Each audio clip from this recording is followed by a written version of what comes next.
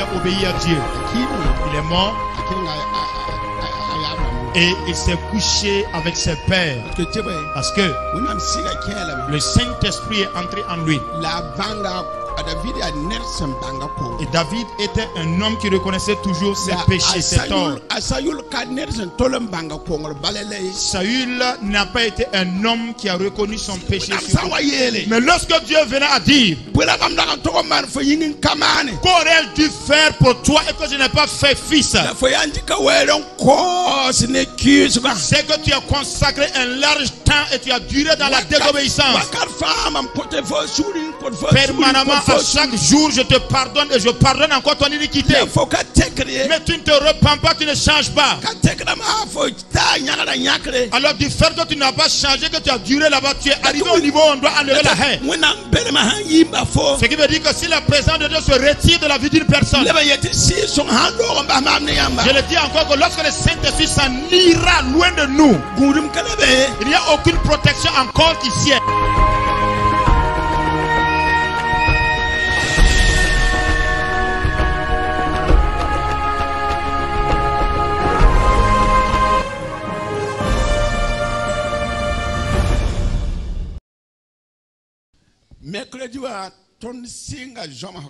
Le mercredi, nous avons commencé une série d'enseignements.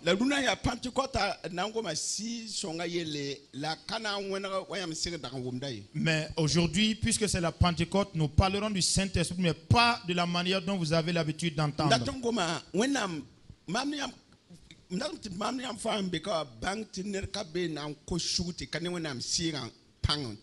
Je voudrais que nous tous, au nombre que nous sommes ici, comprenions qu'il n'y ait personne donc qui se convertisse au Seigneur sans la conduite du Saint-Esprit qui va le faire.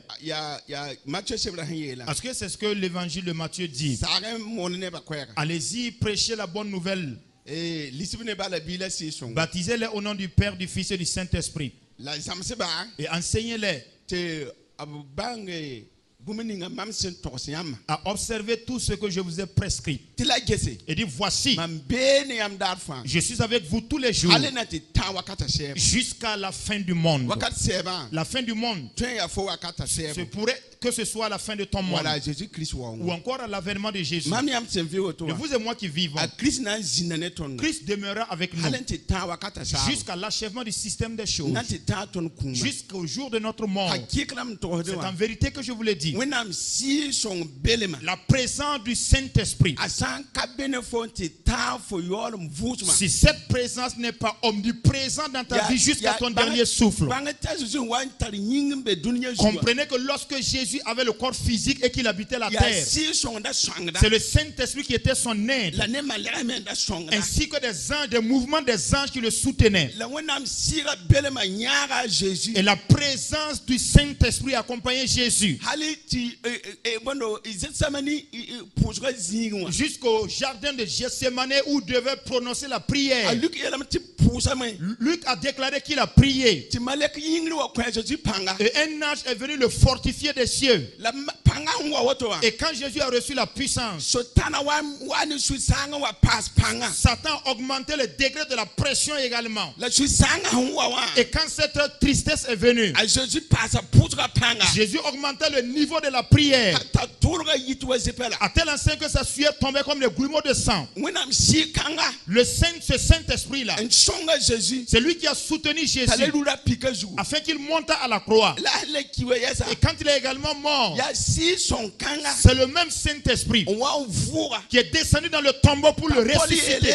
Et Paul dit que le même Saint-Esprit qui a ressuscité Christ, c'est lui qui demeurera en nous également. Et vous et moi qui sommes chrétiens assises, c'est une obligation pour vous et moi que la présence du Saint-Esprit soit permanente dans ta vie jusqu'à ton dernier souffle émis. Pourquoi Dieu a-t-il comparé le Saint-Esprit à une colombe?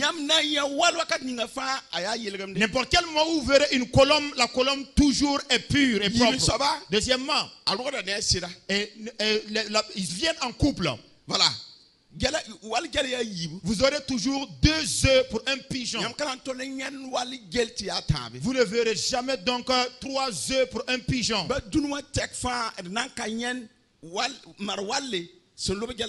Même dans toutes les confins de la terre, vous ne verrez jamais un pigeon donc qui va pondre 3 œufs. C'est toujours un couple. C'est toujours 2 œufs. Et dans les 2 œufs là, alors à peine ils ont éclos, ils vont demeurer toujours ensemble. Alors ceux-là donc qui ont les lance-pierres là, s'ils arrivent à tuer un pigeon, l'autre demeure solitaire. Si vous remarquez un pigeon qui vole seul, c'est que l'autre a été tué, le mâle ou la femelle. Mais personne ne cherche donc la femme d'autrui. Deuxièmement, il n'aime pas également le bruit. Dans la nature donc du pigeon et de la colombe n'aime pas le bruit. S'il est vrai que Dieu a imagé le Saint-Esprit comme étant une colombe, c'est qu'il est fidèle. Ce n'est pas également un Saint-Esprit qui aime le bruit. Il n'aime pas également la vie impure. Donc si nous nous amusons par rapport donc à cette colombe et qu'il y a donc du bourdonnement dans nos cœurs et notre cœur est instable à tout moment et que c'est les soucis et l'anxiété qui les remplissent et c'est la peur également qui remplit nos cœurs et ce sont des discussions qui remplissent nos cœurs. Écoutez-moi attentivement. Comprenez très bien que le pigeon ou la colombe s'envole. Donc c'est dire que dans notre vie, si notre vie fait souffrir le Saint-Esprit et le Saint-Esprit n'a pas de place pour se positionner, lorsqu'il vient dans le but de te fortifier, lorsqu'il vient dans le but de te bénir, il y a des situations qui interviennent et qui amènent le Saint-Esprit à bouger. Tu arranges l'affaire, il revient. C'est dire que notre vie en perpétuel changement et mouvement fait souffrir le Saint-Esprit. Le fait que nous soyons en l'église, alors il est tranquille. Parce que nous sommes tous unis dans la même pensée.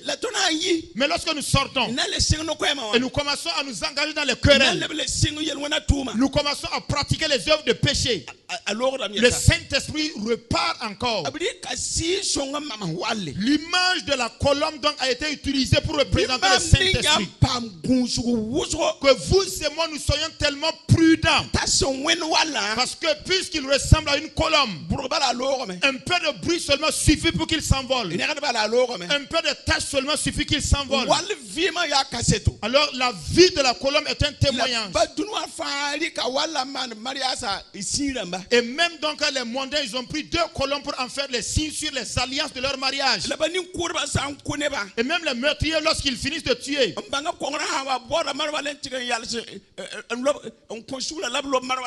ceux qui reconnaissent toujours donc leur tort à l'occasion de la réconciliation nationale, ils cherchent donc des pigeons qu'ils laissent envoler pour symboliser la paix.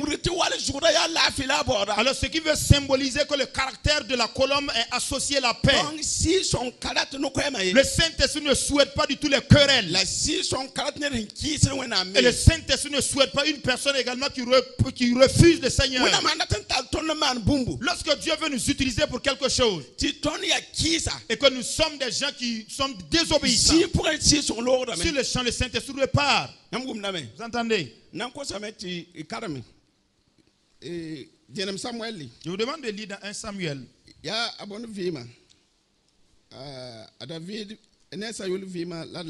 Nous revenons toujours à la vie de David et de Saül.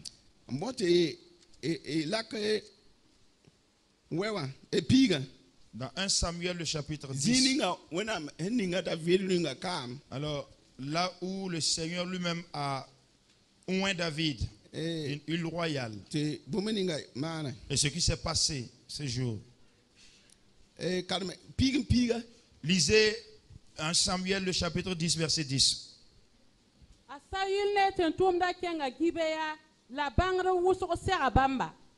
La wenam siga kya Saül ta tos bangar gwam bam suka nebni sinda miya Saül pinda sinya ta bene bangar ben tos bangar gwama bam soka tabya pointara kis biga Saül nyeme ya bangar la Tenga nera ye la me. Bangraba baram ya neba. La obrika yawa oman yel bundi yete. Asayul me ya bangla. Asayul sentor se bangrwa ma se. Nyekeng atanga zugu. Bala babe. Samuel pile nous. 1 Samuel 15, 10. 1 Samuel chapitre 10.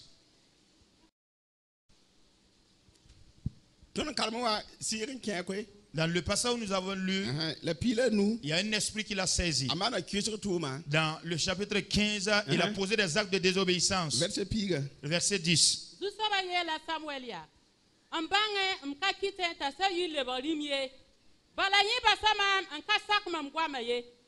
Samuel sur yikap sur sama me hal ta peder zusaba yunkang tibeo veri. Samuel sarabero na sira Saül.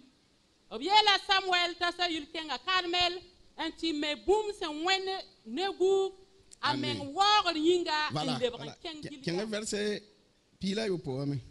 Descendez au verset 17.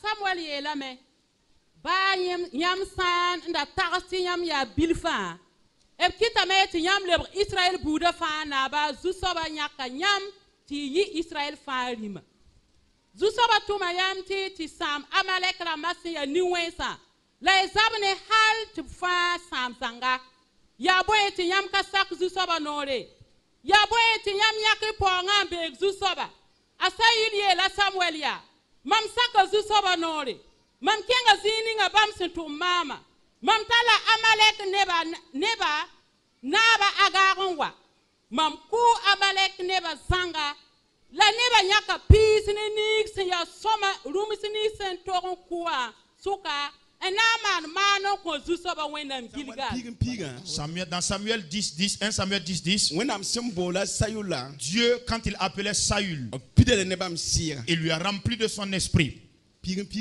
C'est ce qui a été dit dans le 10, 10.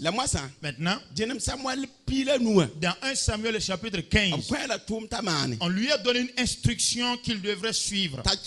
Il est allé et il est allé accomplir donc la tâche à moitié et il a ajouté une portion de sa volonté. Vous et moi aussi. Écoutons attentivement les instructions de Dieu. Écoutons attentivement la voix de Dieu.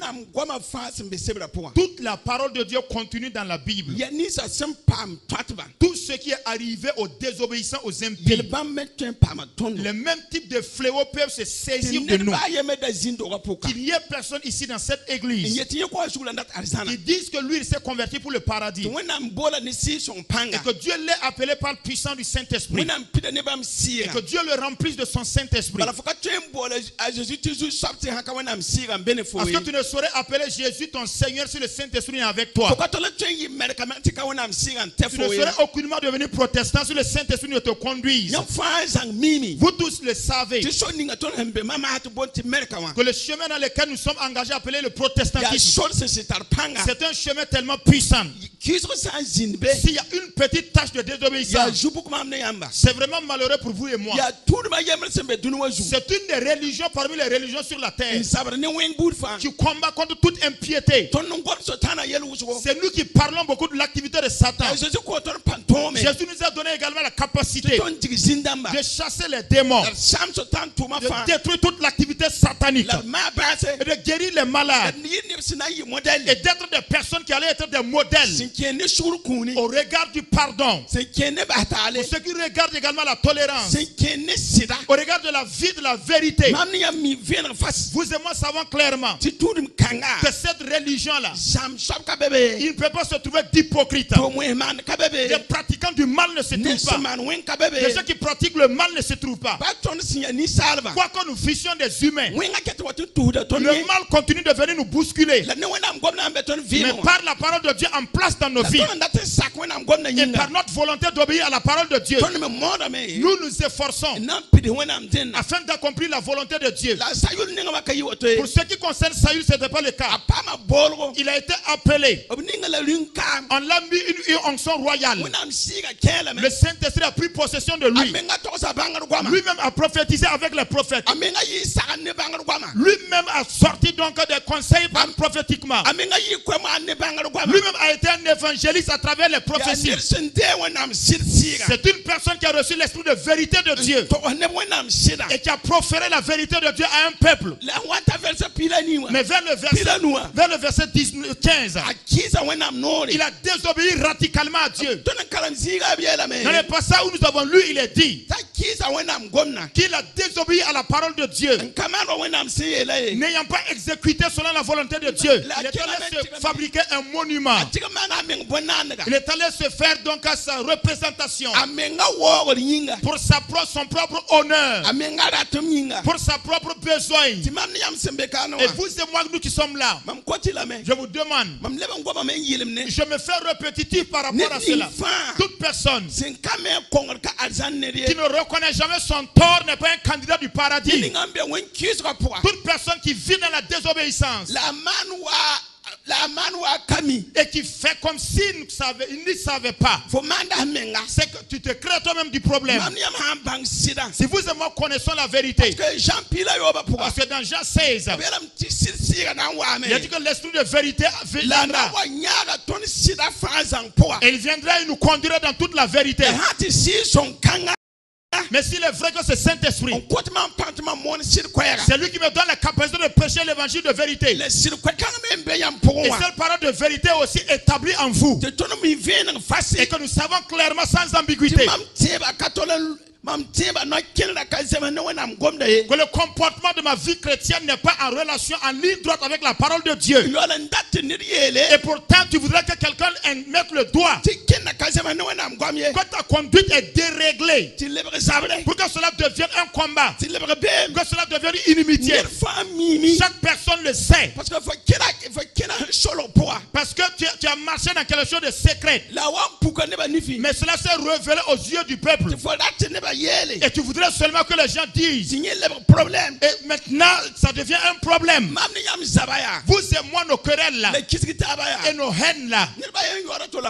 Il n'y a personne qui paye le tribut ou l'impôt à personne. Il n'y a personne qui marche dans la poche de l'autre.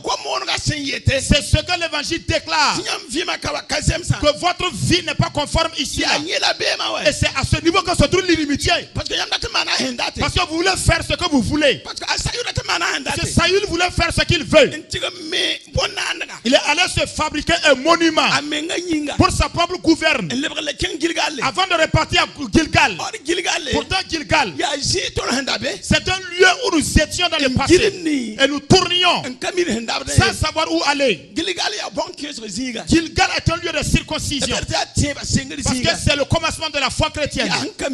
Et c'est un lieu d'ignorance. On dit de nous que nous tournons à Gilgal. Et c'est ce qui a occasionné la multiplicité des religions sur la terre. Quand on dit Gilgal, les gens ont tourné. Et alors ils ont dit, nous allons nous fabriquer donc une religion. Cette religion sera appelée le protestantisme. Nous allons également fabriquer une autre. On va l'appeler la religion musulmane. Nous allons en fabriquer une autre religion. Et on appellera la religion catholique. C'est à Gilgal. Les religions sont du Gilgal. Tant que nous sommes à Gilgal, après Gilgal, nous avons rencontré Jésus. Jean-Baptiste a prêché la parole en disant, voici l'agneau de Dieu qui ôte le péché du monde. La religion que Dieu a amenée sur la terre, c'est Jésus qui est le Fils de Dieu qui ôte le péché du monde. Jean-Baptiste a prêché en disant que c'est Jésus qui est l'agneau de Dieu qui ôte le péché du monde, qui ôte le péché. Alors tous les protestants doivent aller à là. Tous les musulmans doivent aller à là. Tous les catholiques doivent partir par là. Parce que c'est à Gilgal. Mais si vous et moi nous sommes dans cette confession religieuse et nous voulons repartir à Gilgal pour notre propre honneur, parce qu'on ne veut pas que quelqu'un indique ton problème, tu veux garder ton intégrité. Tu vas demeurer toujours dans le péché. Et tu veux les honneurs du peuple avec ton impiété. Et que les gens t'acceptent malgré ton impiété. Quand nous prêchons là, nous touchons à des problèmes. Mais ceux qui refusent de changer, alors c'est une inimitié contre celui qui prêche. Mais le problème, tu vas rencontrer donc, tu vas rencontrer Jésus. Voyez un jugement qui arrive. Mais ce que tu es en train de désobéir, tu ne pourras pas. Tu vas apparaître devant Dieu et dire par rapport à ce que tu as entendu et ce que tu as désobéi aussi. Saül, il a fait un monument pour lui-même.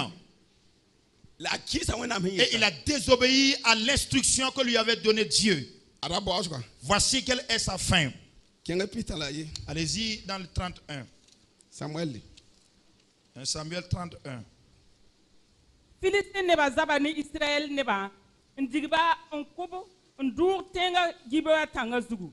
Philistin neba riga Asayul ne kama onkuba Jonathan ne Abinadab la Malkisha Zabra yitoro ne Sayul la pem wusro nyora la me taporle.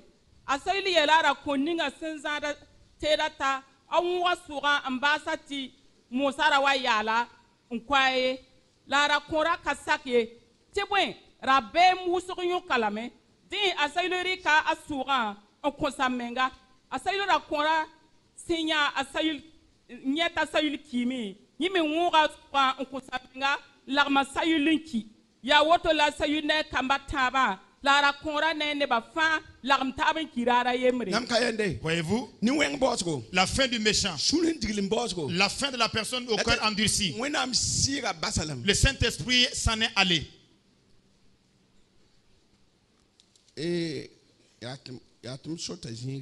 J'ai sauté un passage.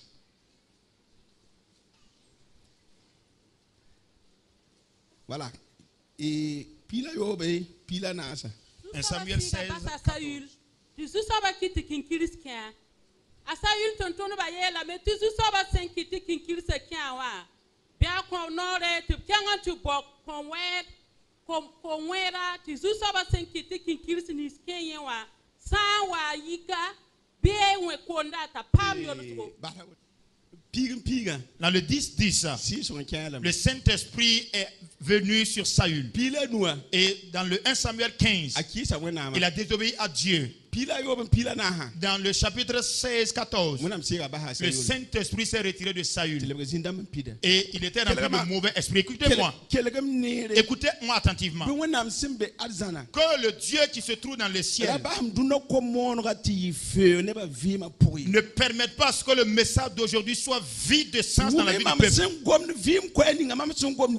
Comprenez le message de vie que je dispense ce matin. Recevez le message que le Saint-Esprit dispense ce matin. Ce fut par la puissance du Saint-Esprit que nous sommes venus à Christ. Du temps a été consacré pour vous enseigner que la pratique du mal n'est pas bonne. Et l'enfer est une réalité aussi vrai que le paradis. Mais si tu tombes en enfer, il n'y a pas d'échappatoire possible. Si tu tombes aussi au paradis, il n'y a pas d'issue de sortie possible. Donc ce n'est pas une question de prendre à la légère. Alors c'est à moins que tu ne sois insensé. Il veut que tu sois bête. Il est bon pour toi de manquer de toutes choses sur la terre. Même si Satan te réduisait à l'image de Lazare. Que tu prennes garde de ne pas rater le temps de l'éternité auprès de Dieu. Est-ce que le peuple de Dieu comprend ce message ce matin? Est-ce que vous comprenez le message? Fais de ton mieux par rapport à l'esprit qui va s'échapper de ton corps pour se tenir devant Dieu. Alléluia. Alléluia. Alléluia. L'esprit qui sortira pour se positionner devant Dieu. Rate toute la richesse du monde. Manque de toute la richesse du monde. Manque le mariage sur la terre. Tu veux bien manquer le travail sur la terre. Même si sur la terre Dieu ne t'exauce pas. N'aie pas honte. Fais de ton mieux pour que les temps de l'éternité auprès de Dieu ne te manquent pas. Saül s'est suicidé en se poignardant lui-même. Souvenez-vous que la Bible dit une personne qui se suicide donc est une abomination contre l'Éternel. Et toute personne qui se suicide, il n'atteindra pas ses pères. Il n'atteindra pas ses pères, ça veut dire quoi? Là où se trouve Abraham, une personne qui saute la vie n'atteint pas le sein d'Abraham. Judas n'y est pas allé. Saül également n'y est pas. Une personne qui se pend ne se trouve pas là-bas. Quelqu'un qui se tue ne se part pas là-bas. Une personne qui se tue par la fumée de la cigarette n'y va pas. Une personne qui se détruit à cause des liqueurs fortes n'y va pas.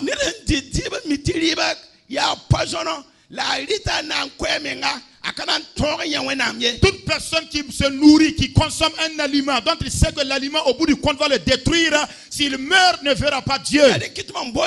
C'est pourquoi je parle aux ivrognes. Je parle également aux tireurs de cigarettes. C'est un temps où vous devez vous repentir et abandonner. Sans quoi, si vous le savez en le faisant, si tu te tues toi-même, tu n'atteindras pas le royaume de Dieu. Saül et ses enfants se sont poignardés. Ce fut seulement Jonathan qui a sauvé David, que les djihadistes ont tué.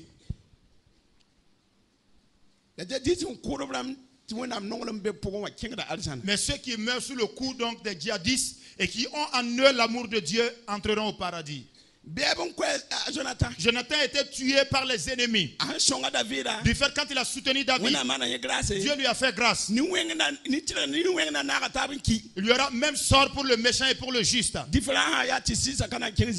différence est que les deux esprits ne se tiendront pas au même lieu. Jonathan lui est parti au paradis. Mais Saül ainsi que ses trois enfants sont descendus en enfer. Mais premièrement, c'est un esprit qui l'a possédé. Au milieu, il a désobéi. Vers la fin, le Saint-Esprit s'en est allé. Quand le Saint-Esprit l'a abandonné, mieux valait pour lui de se suicider. Il s'est suicidé pensant qu'il va obtenir la paix. Il a continué directement en enfer. Et pour le temps de l'éternité aussi.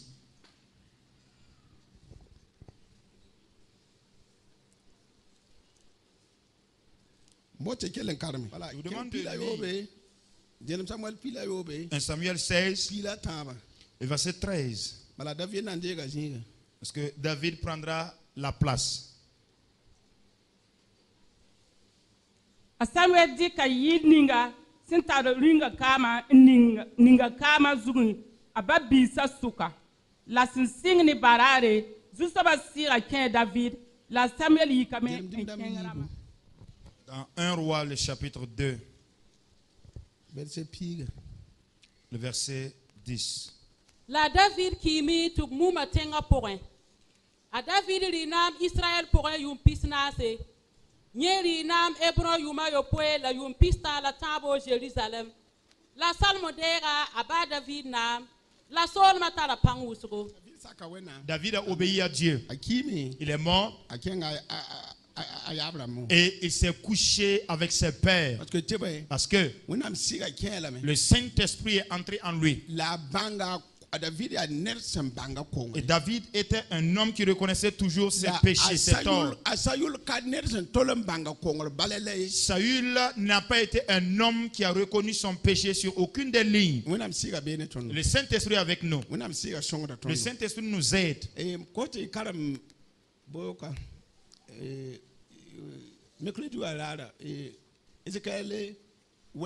vous demande de lire dans Ézéchiel 9. nous. Et quelqu'un d'autre dans Ésaïe le chapitre 5.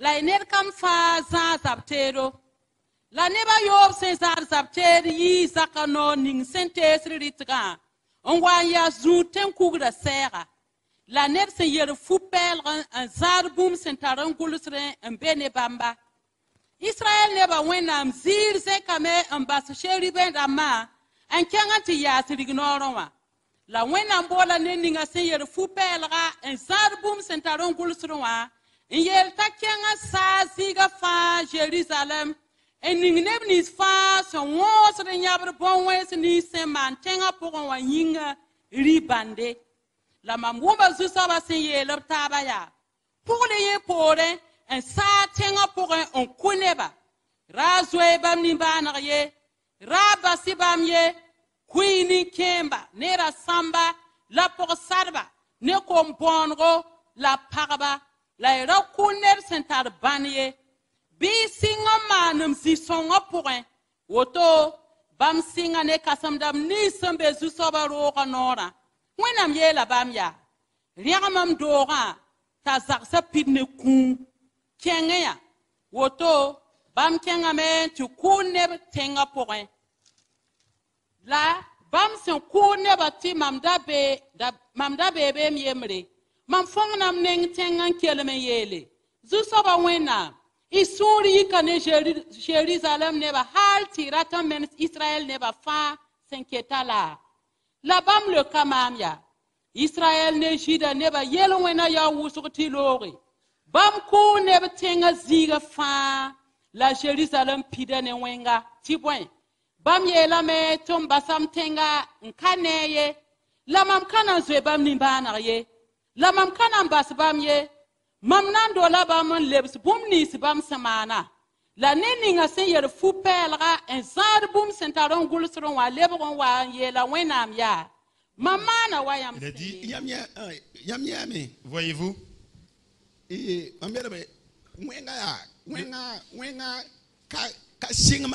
le mal n'a pas commencé maintenant.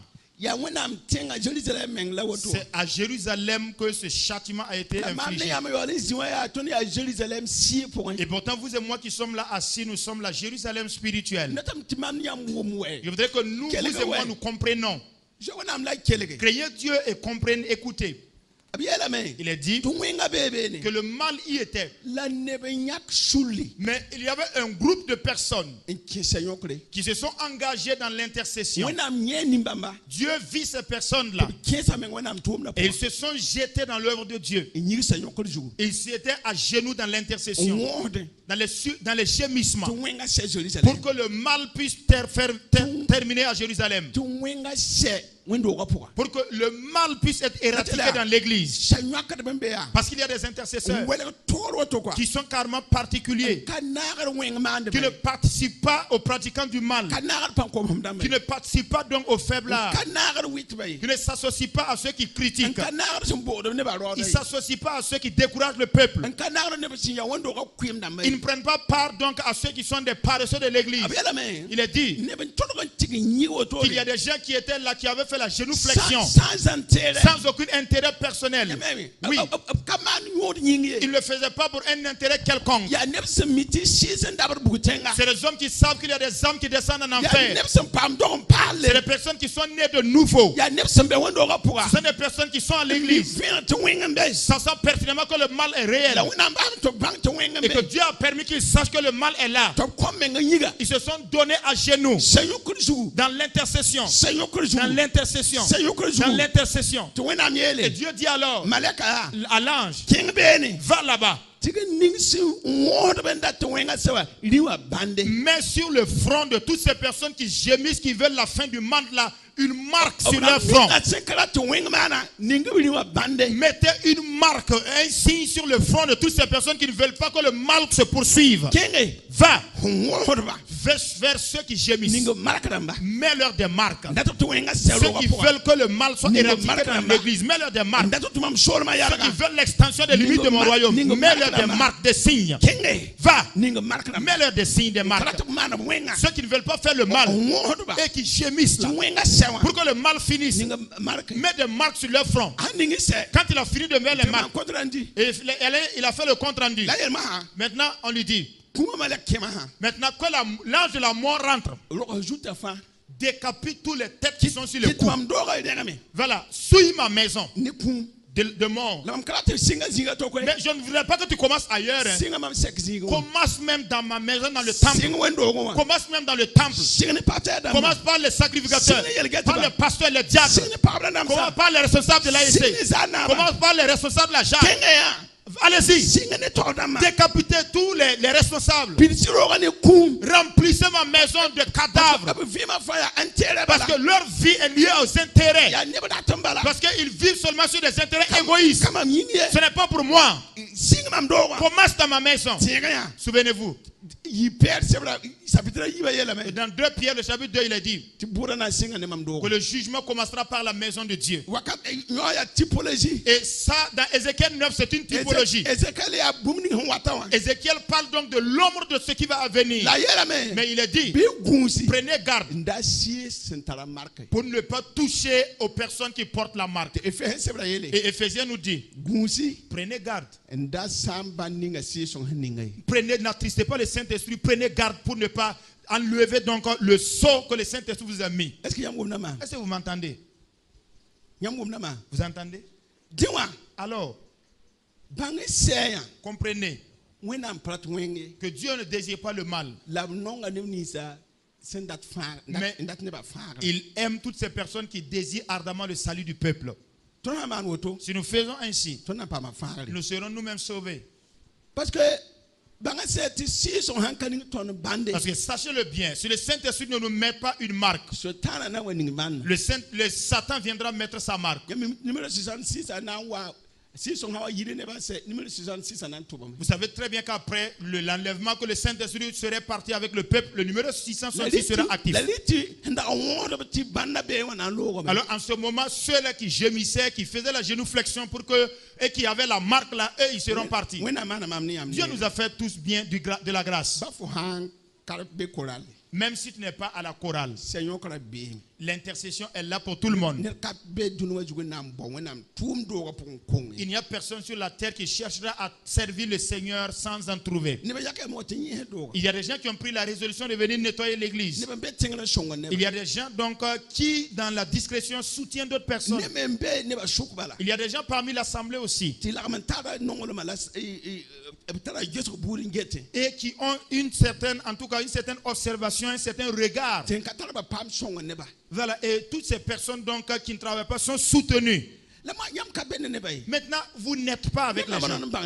Comment pourrez-vous connaître ceux qui sont faibles et les problèmes des autres? Vous n'êtes pas dans le groupe d'équipe d'évangélisation. Vous n'êtes pas non plus dans l'intercession. Les disciples de Dimanche. Oui. Ils ne viennent pas participer aux gens pour gémir pour que le mal soit éradiqué. C'est la parole de Dieu qui le dit. Allez-y et mettez un signe, une marque. Lisez dans Isaïe pour terminer. Isaïe le chapitre 5, le verset 1.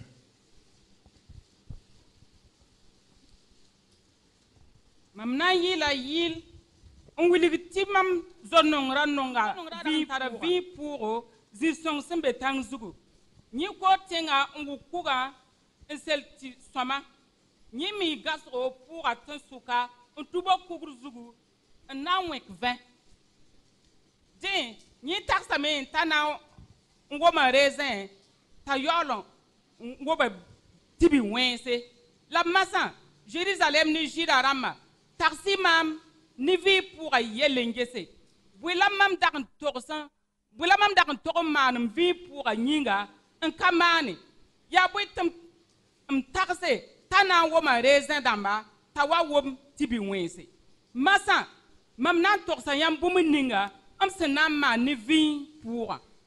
Mam na fe sa anyira ti bon yor wale.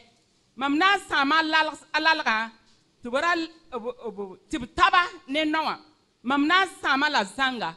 Obna le kana le yosa wala kosa ye. Wala kwaye. La gons ne moro na yibe.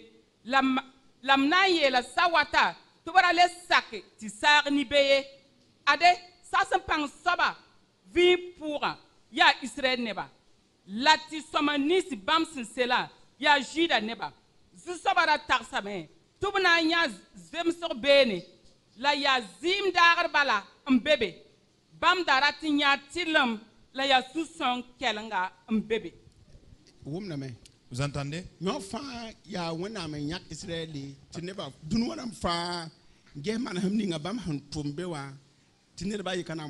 Comprenez que ça, c'est un avertissement de Dieu pour tout le peuple de la terre. Israël qu'il a choisi pour en faire son peuple, que le peuple, que tout le monde voit l'exemple qu'il a eu avec Israël en sachant que personne ne sera réchappé. La Bible déclare que puisqu'il n'a pas épargné sa propre ville, il n'épargnera personne d'autre. Il a dit donc que mon bien-aimé a planté sa vigne. Il l'a vraiment entouré de coteaux et de haies. Il l'a vraiment bien entretenu et rien ne manquait à la vigne. Il posait la question de savoir qu'aurait dû faire à la vigne et que je n'ai pas fait. Qu'est-ce que Dieu aurait dû intervenir pour faire dans notre vie et qu'il n'a pas fait? Et sur ce coup-là, nous sommes énervés. Vous et moi individuellement, nous qui vivons et qui sommes là présents. Je pose la question de savoir qu'est-ce que Dieu aurait dû faire dans ta vie et qu'il n'a pas fait. Parce que du fait que tu es toujours vivant, même c'est sur le coup d'une grâce. Même si ta requête n'est pas encore exaucée, dis-moi qu'est-ce que Dieu aurait dû faire dans ta vie et qu'il n'a pas fait. La Bible dit, tout ce que j'aurais dû faire, j'ai satisfait à mes obligations. Je les ai remplis de mon Saint-Esprit pour que vous puissiez produire de bonnes œuvres. Vous avez refusé de le faire. Puisque vous et moi, nous avons résisté à notre conscience sans le faire. Voilà pourquoi le message dit, que tout ce que je devrais satisfaire comme obligation de ma part pour ma vie, j'ai fait.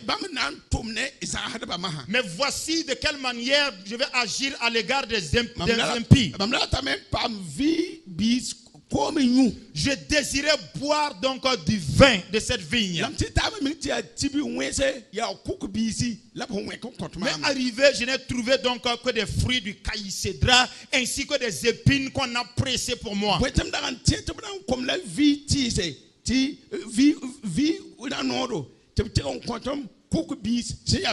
Pourquoi avais-je espéré que j'allais me désaltérer donc du produit de la vie, et au contraire on m'a donné donc les fruits donc du caïcédra amer.